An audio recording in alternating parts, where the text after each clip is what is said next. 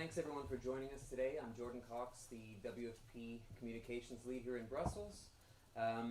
We're just going to start with a very brief intro. We'll do statements from each of our representatives here, and then we'll turn it over to the question and answer session for members of the media who are here. So with that, I'd like to ask Frederick Lee Olsen, the director of the World Food Programme Brussels office, to give a brief introduction. Thank you, Jordan, and thank you for all of those of you who have come here, and so apologies for the slight delay we had. On behalf of UNICEF, UNHCR and WFP, we are pleased to have our colleagues from Sudan here, Sheldon, Christine and Renato. As you know, Sudan is the world's largest humanitarian crisis with mass displacement, and that constitutes a threat to regional stability, to Africa, to the wider Middle East. But it has received much less attention than other conflicts such as Ukraine and Gaza. Christine from UNHCR will speak about the more than 10 million people, a fifth of the country's population, that have fled their homes, 8 million people that are fled inside the country, and another 2 million refugees in the neighboring countries. Sheldon from UNICEF will witness about the spread of multiple diseases, including the outbreak of cholera that was declared last month. And with the heavy rains and floodings that we see, we really fear that diseases will spread even more rapidly. And Renato, my colleague from WFP, will warn about the risk of widespread famine. As a matter of fact, famine is already confirmed in the country. 800,000 people are in catastrophic conditions in North Darfur, and another 8.5 million are at risk in 13 other areas of the country. This, colleagues, ladies and gentlemen, this is a cri de coeur from our colleagues on the ground, and it is part of a series of events that our three agencies are doing to bring attention to the crisis in Sudan, including at the high-level week of the UN General Assembly that is happening in New York this week. And our colleagues also visiting Berlin and Stockholm in addition to Brussels. But it is also a call to action, because the international community must act now to provide urgent support to allow us, humanitarian agencies, to help people in need, but also to find an end to this devastating conflict. The lives of millions of people hang in a balance, and this is what our colleagues from the ground will witness about this afternoon. Thank you again for taking the time. Thanks, Frederick. So we'll begin with Christine Hambrook, who is the UNHCR representative for Sudan. Christine? Thanks. Should I keep it in my hand? Yeah, keep it. Yeah. Okay. No, thanks, and I'm sure that you're all very well aware of the situation in Sudan. I don't have to go very far back in history. Sudan has been a country that has been in turmoil for decades. What we're focusing today is the crisis since April last year. Since April last year, we have seen 8 million people displaced within Sudan, people that have fled from areas like Khartoum, the Darfur, Sinai, Jazeera, to locations considered safe.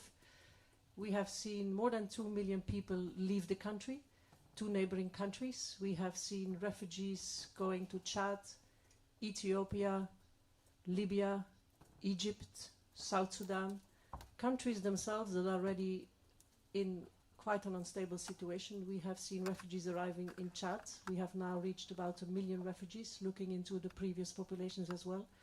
In South Sudan as well, we have a good 600,000 South Sudanese who have returned to a country that is itself already in a very challenging situation.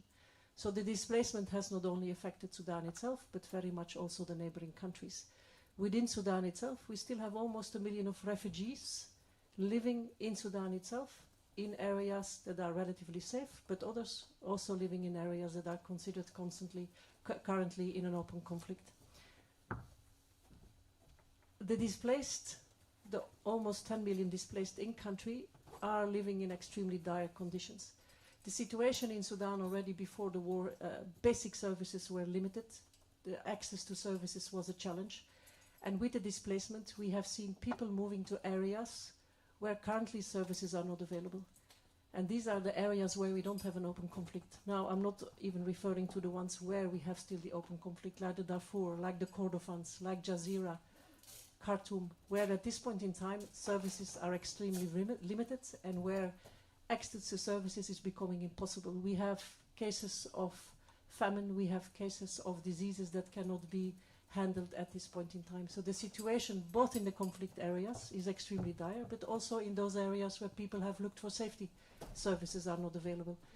And in both areas we have to make sure that we provide what is necessary to the people. You have certainly seen the mention of Sudan being the largest protection crisis. You have seen the reports of the panel of experts coming out in January where protection violations were highlighted by both areas: sexual, gender-based violence, rape being used as a weapon of war, looting, the attacks on hospitals, the destruction of schools, violations in areas of conflict continue. You have seen the news today in Al-Fashir as well, yesterday as well. The fighting continues in Al-Fashir with people being displaced again. People moving to Chad, people moving, trying to find safety within Darfur. So the situation even today remains extremely dire.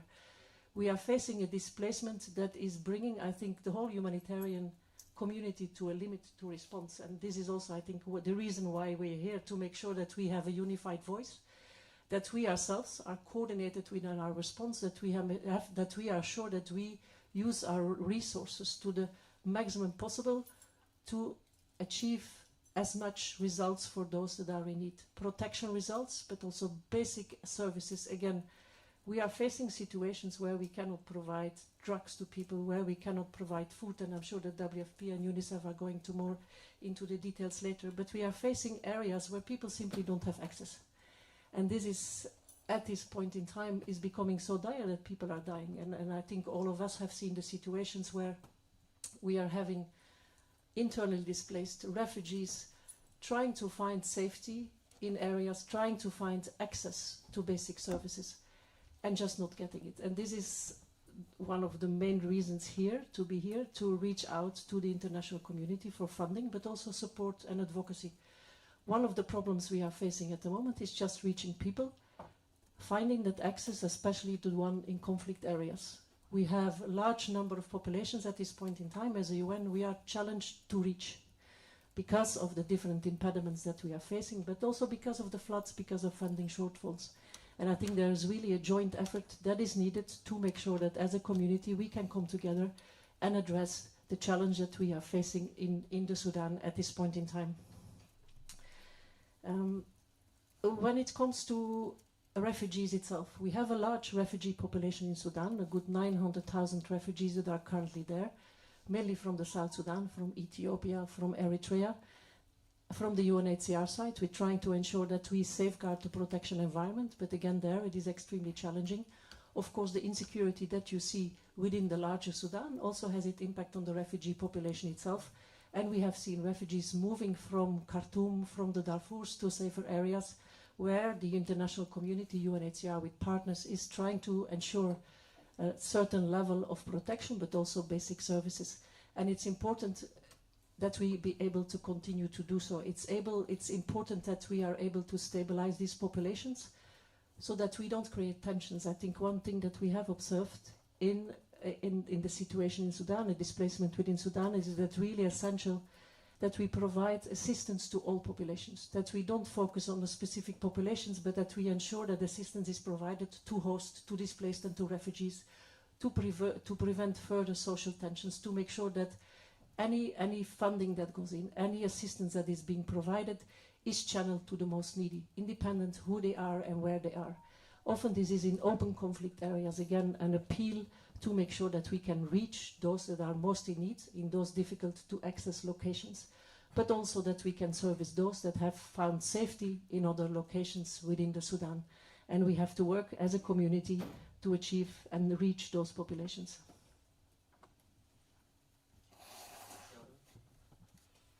Thank you very much, and let me just make sure colleagues can hear me with this. I'll keep this down here, it's a little bit easier. This is really the largest humanitarian crisis in the world.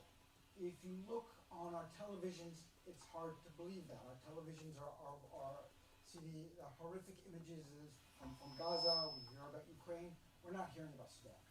It's critical that we do so. We know that an estimated 5 million children are displaced and forced to flee their homes. We know that 11 million people in Sudan have been displaced, some of them within the country, some of them moving outside the country. When we travel around the country, we meet families, IDPs, and you talk to them, and many of them have been displaced multiple times. They talk about going from community A to community B to community C and taking refuge with others. We know that violence against children and attacks against critical humanitarian infrastructure continue on a daily basis. We saw in 2023 in Sudan the highest number of verified grave violations against children in more than a decade, a 5-fold increase since 2022. We see the trend continuing for this year. We know that 72% of these violations involve the killing and maiming of children. We also continue to see the recruitment and use of children by armed groups across all parts of the conflict, and we see massive amounts of sexual violence. I think all of you have heard about what is happening in El Fasher and in North Darfur.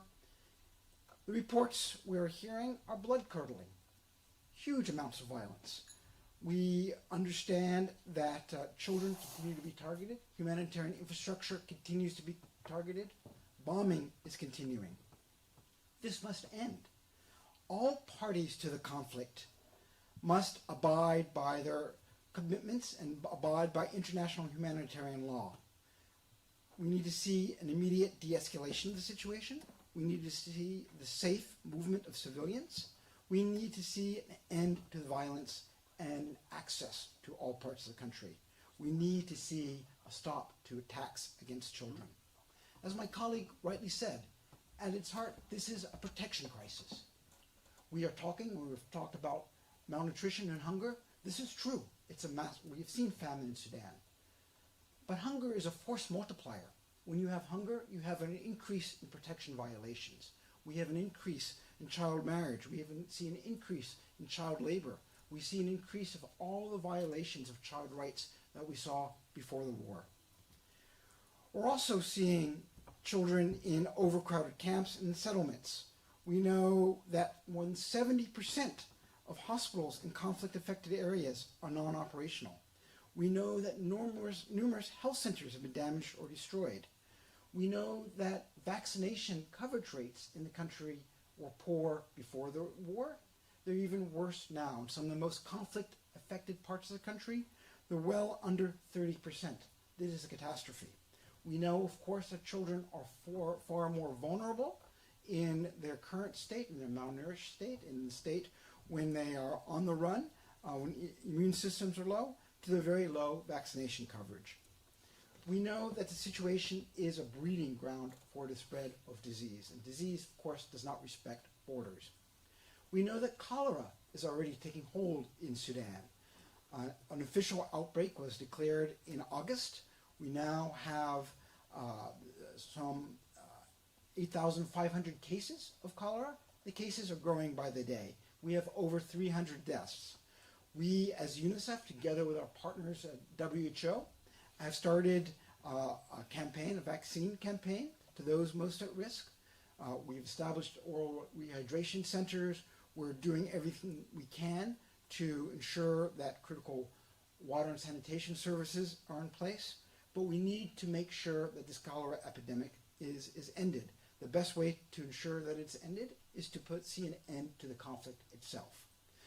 We also know that as child malnutrition becomes an increasing issue, the risk of famine has increased. We know about the places, 13 or actually 14 places in the country. We know those numbers are likely to grow. We also know that safe and sustained access is critical here. We need to ensure that humanitarian access is possible from UNICEF, HCR, WFP, and all our critical international and national partners. We need to continue to get across conflict lines and across states. We need to ensure that we get supplies and people where they need to go. And right now, we're continue to face obstacles in doing that. The announcement of the border opening in Adre, I think, is good news. We need to continue that border. We need to continue to move supplies across that border. We need to go beyond the initial 3 months. This crisis will not be over in 3 months. We need to use every avenue possible to get people and supplies into the country. I also want to talk about education. That doesn't get the attention it deserves. We have an education emergency here. In all the countries I've worked in, war zones I've worked in, I've never seen a situation as bad as it is in Sudan. 80% of children are not in school. We know that when children are not in school, we know that they are also likely to be more subject to recruitment, more subject to other violations. We know that school itself is not just an avenue for formal education, it also provides a protective environment. We know that children through school, through their work in school, are the best avenue to get health care and get good information to their communities and to their families. We need to see schools reopened. We as UNICEF and as partner agencies are committed to staying and delivering. We don't care where children are, where in the country they are. If they need support, they deserve our support, and we're working together to make sure they receive that support they require. Thank you. Raina Baye, the Deputy Country Director for World Food Program in Sudan. Good afternoon, everyone. The brutal 17-month conflict in Sudan has triggered the world's largest hunger crisis.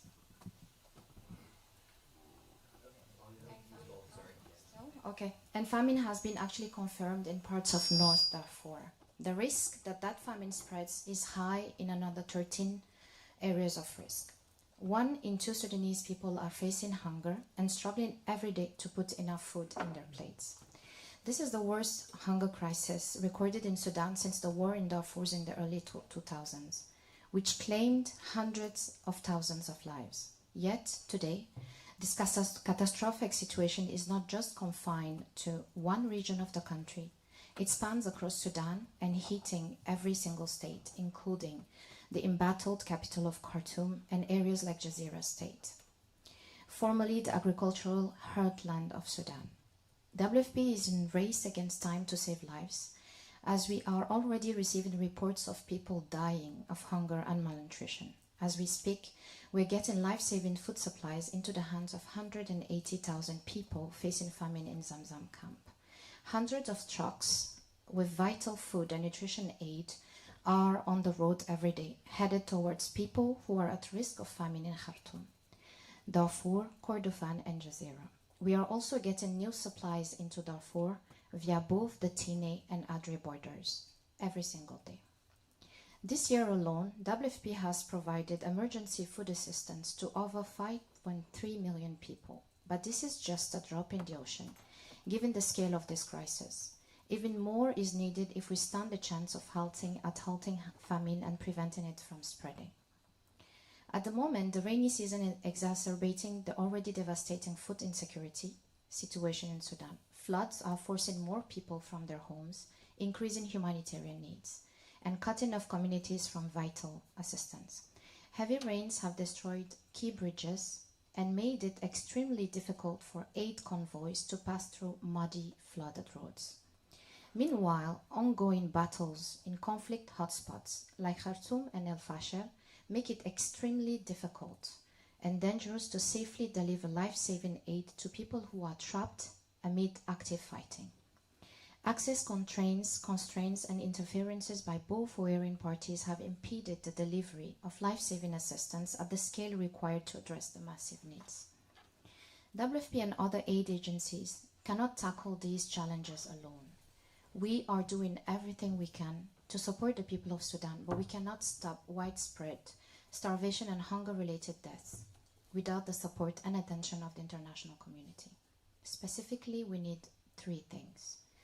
1, peace. We need concerned diplomatic efforts and political engagement at the highest levels to push for a humanitarian ceasefire in the short term and end to the conflict on a longer term. We also need our donors and partners to step up in demanding the warring parties guarantee safe and unfettered humanitarian access in accordance with international humanitarian law. 2, we need the attention.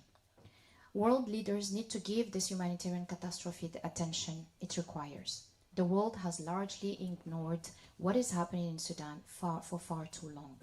The crisis may seem further away than others, but it is already spilling over into neighboring countries across the region and beyond. 3, lastly, we need funding. We need a surge of funding to address the high levels of need, to provide urgent aid to people in the most severe levels of hunger. We would require even more to help everyone who needs it. For over 500 days, the Sudanese people have been bearing the brunt of this year, feeling forgotten and abandoned by the world. They are still holding on to hope that one day they can return to their lives. Together, we owe it to the Sudanese people to step up, collective action, and prevent mass-scale starvation. The tears in my Sudanese colleagues, the tears of my Sudanese colleagues when we entered Omdurman last July, really seeing the devastation speaks loads. And I think the hopes of the Sudanese people are riding on what we do next. So let's not disappoint them. Thank you. Okay. Thank you, Christine, Sheldon, and Renatu. We have about half an hour to take questions from media organizations and journalists in the room. So the way we'll do this is you raise your hand and a mic will get to you. If you could tell us what media organization you represent and to whom your question is directed. You can also just ask the collected panel a question and we'll determine who answers it. So we'll start there. Does anyone have a question for the panel? Take the microphone. A microphone, if you raise your hand, the microphone will get to you. And if not, we'll also see if there are some questions online too.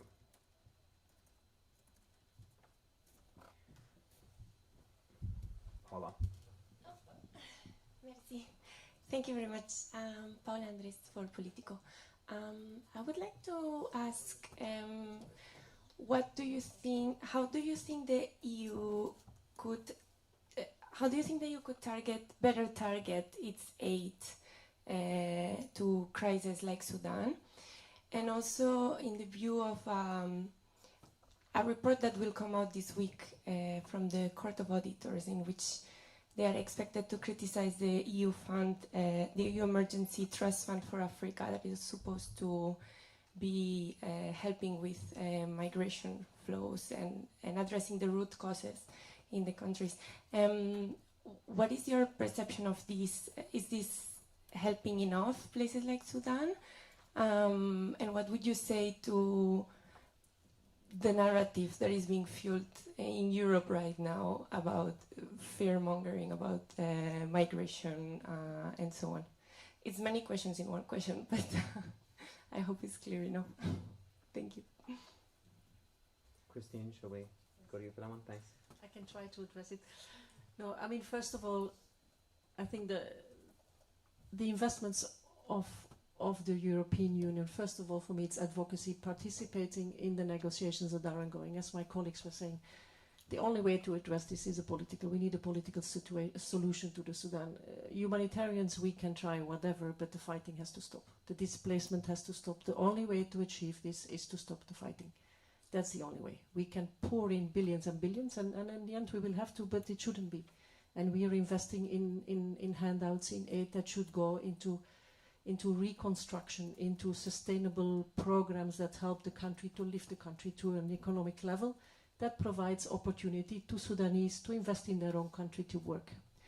And at this point in time, we haven't seen massive outflows of Sudanese to beyond the African continent. We have seen numbers increasing, and indeed it is not, nobody wants to go into fear-mongering. There shouldn't be any fear-mongering happening, and we also, as UNHCR, try to avoid to use this data to say, look, people are coming, you have to give us funding. That should not be the attitude. I think we have to look at it in a positive way. We have a country that has that has a lot of resources, that could feed its population, that could really provide sufficient for its population. We have to invest. The only way to address this is in the root causes, which is end the war, which is economic investment, which is opening opportunities for people to work in the Sudan. We have to invest as well at this point in time in neighboring countries. We have seen a lot of refugees going into Egypt, into Libya.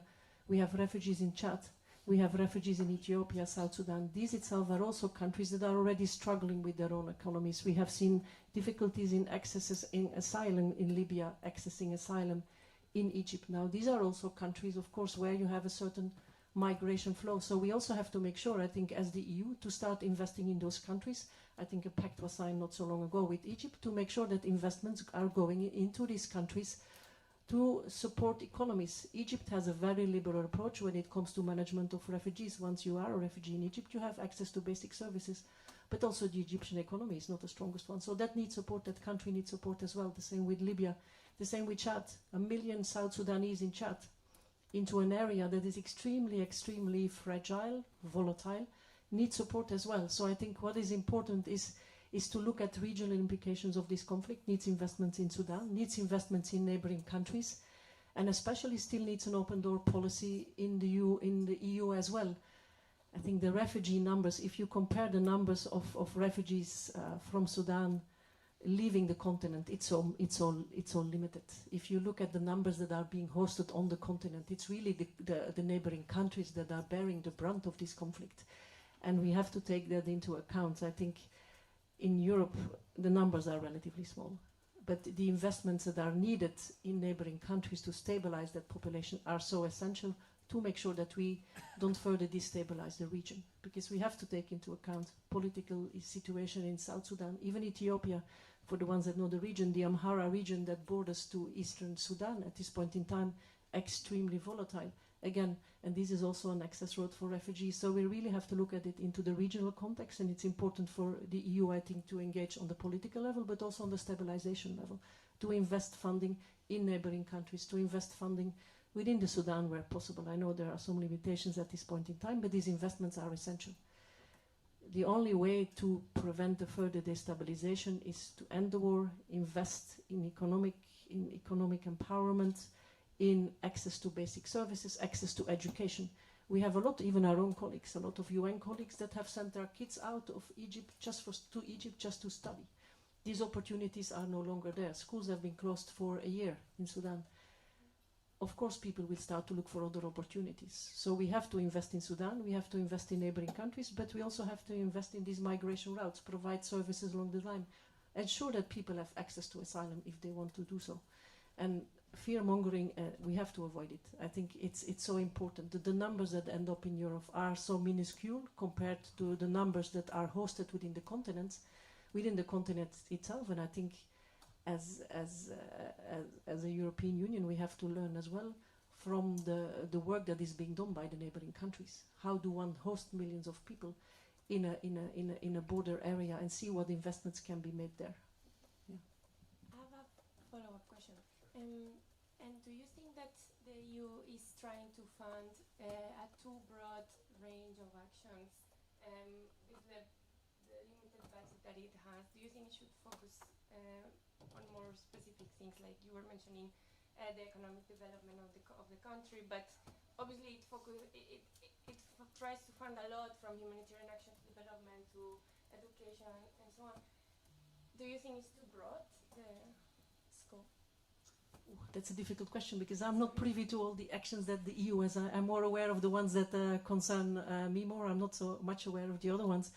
But I think as UN, and this is the whole coordination we are trying to do, it's so important to have a vision from the initial humanitarian response to where do you want to go. You go into stabilization, you go into resilience, you go into development.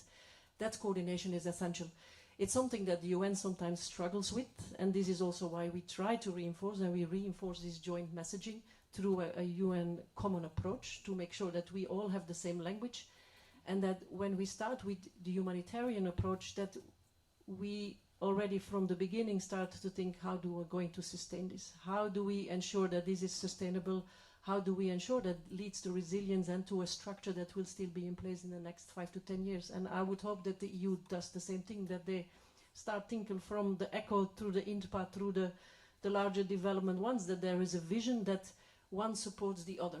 I think we really have to make sure that that coordination is there. As a UN, we sometimes struggle with it, but I think we have become better with it. And I presume within the EU system, which is also, I think, same similar beast as the UN, that same discussion will have to happen as to how do we ensure that there is, from the onset we have a vision across all the tools that we have.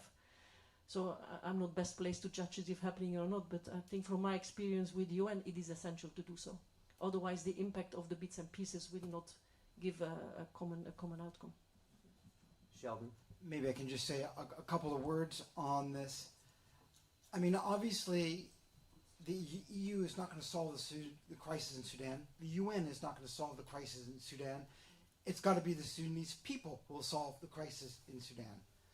But the EU remains a critical partner for all of us on this, and remains a critical partner for ensuring the rights of children in Sudan, the rights of the most vulnerable in Sudan.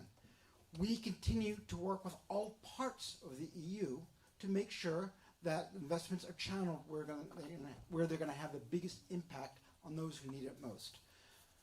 We need to continue to do both. We need to continue to work with the EU to invest in systems, to invest in education systems, health systems, but we also need to invest in humanitarian response. It's quite clear this crisis won't be over by next Thursday. We need to continue to do both, and we, as UN agencies, treasure the dialogue and the work we do together with our EU partners. Thank you. All right, back to the room. Raise your hand. Sure. Someone could get the mic over there and just let us know the organization you work for and who you'd like to direct the question. My name is Nuruddin Fredi. I'm the correspondent of Al Arabiya News Channel. During this crisis, which becomes, I'm sorry, a forgotten crisis sometimes, very often European diplomats here in Brussels told myself humbly, this is not a European issue. This is an issue for the region, for the African Union, for the Arab League, for some specific countries there. Starting from there, then you can understand the limited action and the limited impact of the European Union. Even there are some countries like Britain or United States out of Europe, and maybe Norway. So my specific question is, what do you ask specifically from the European Union now? Second, you spoke about the difficulties to have access to the refugees. Do you have these difficulties and problem with both sides? Is it more from this side than the other? And do you have any estimation of the children being recruited by the militia or by the army? Which part of the two conflict parties is recruiting the children? Thank you.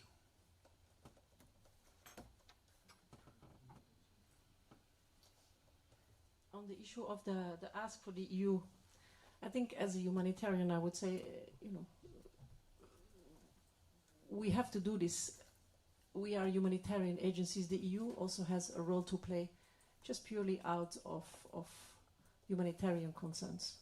We should not only act out of political concerns, and I think politics aside, but we are sitting here as humanitarian agencies, and as the colleagues have been mentioning, the famine, lack of access to basic services, lack of education, as was mentioned by Sheldon. Kids have not been gone to school for a year, no education. So you can imagine the future of the children.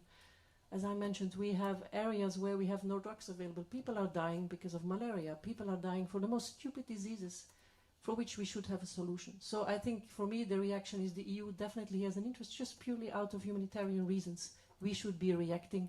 We should be supporting the Sudanese people. For me the interests are definitely there.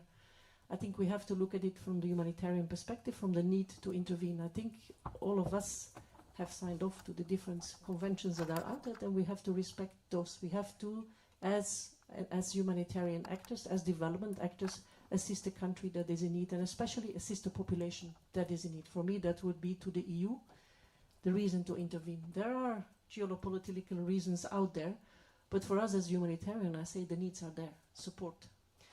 What we need from the EU, and I think my colleague already mentioned it, first of all, advocacy. The conflict has to stop. As mentioned, we need a solution. The EU is a participant in, we have now the UNGA coming up, ambassadors are there, there will be again a round of negotiations, a round of discussions, is the present in those fora and really pushing for the conflict to stop. While that is going on, we need access to populations. We need to be able to reach populations independent where they are. And we have bureaucratic impediments, we have problems getting there on both sides. It's not that one side is everything goes well and the other side nothing goes. It's on both sides that we are facing issues when it comes to accessing populations. So that support has to be there, and I think that's important to mention. I think on the child. Thank you. Thank you. As you quite rightly mentioned, child recruitment is an issue.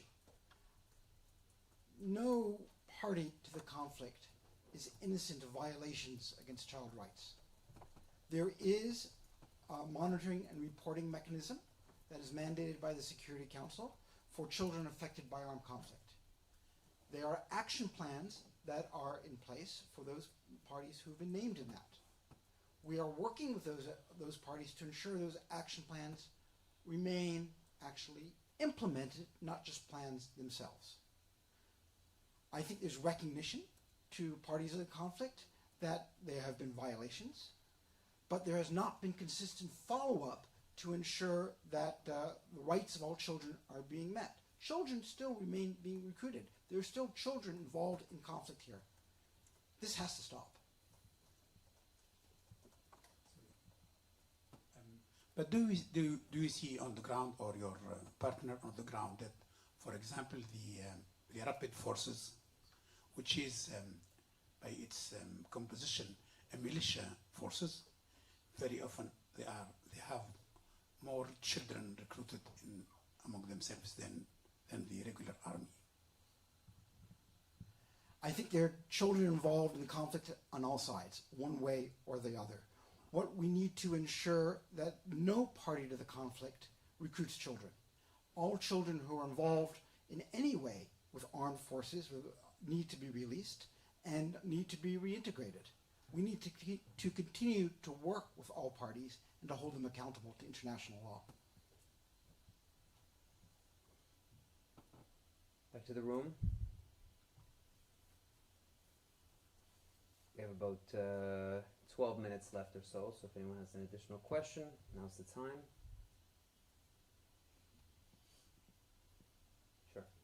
So, Imad Al-Faris, researcher at the Brussels International Center. I'm just curious about the UN role in terms of peacekeeping mission. Now we know that the fact-finding committee is expected to be extended for another year. But the question is, will the UN, I know it's not like the same agencies that are focusing on the peacekeeping missions, but like, will the UN intervene militarily, like what happened in the Balkans in the 1990s? Is it a possible scenario if the war would not stop, like in a year or two? As you mentioned, this crisis has been one of the worst humanitarian crises that's going on, besides Gaza, for sure. So what do you think? Is it possible, based on your own experience? I don't think any of us have a crystal ball, and of course none of us make these decisions. What I can say is that all of us will continue to work with UN member states to make sure that the needs and the rights of all affected by the conflict are met. Currently, that's not happening. Currently, there's more work to be done by all member states to ensure there's attention on this issue, to ensure that access can be maintained, and to ensure that we see an end to the conflict. Okay, so we'll do last call for anyone in the room, and if not, we'll end slightly early and free everyone up. Any additional questions in the room before we break? No, and none online, I don't think.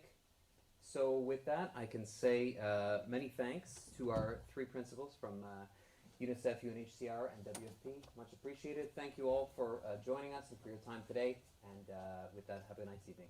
Thanks.